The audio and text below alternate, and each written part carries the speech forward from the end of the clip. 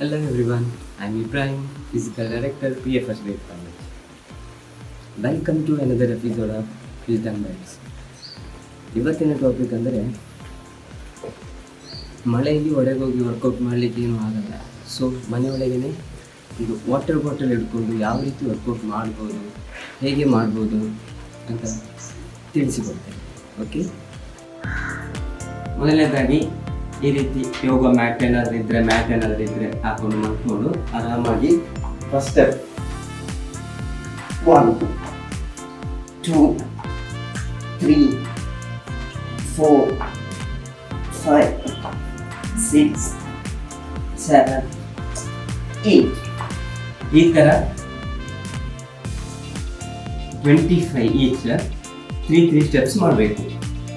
Next same method 1 2 3 4 5 6 7 ಇದೇ ಥರ 25 each 3 set ಮಾಡಬೇಕು. ಆಮೇಲೆ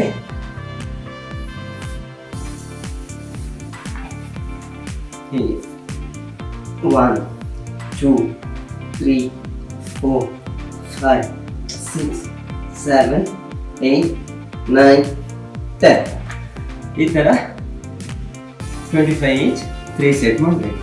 ನೆಕ್ಸ್ಟ್ 1 2 3 4 5 6 7 8 9 10 ಇದೇ ಥರ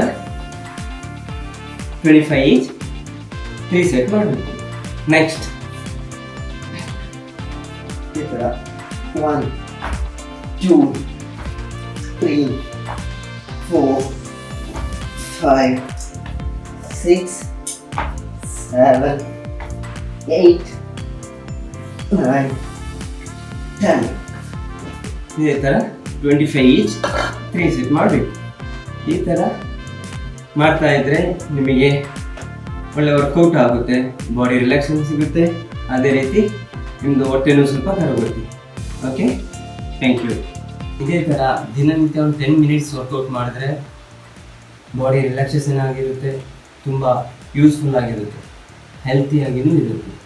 ಓಕೆ, ನೆಕ್ಸ್ಟ್ ಎಪಿಸೋಡಲ್ಲಿ ಮತ್ತೆ ಕಾಣೋಣ. Thank you.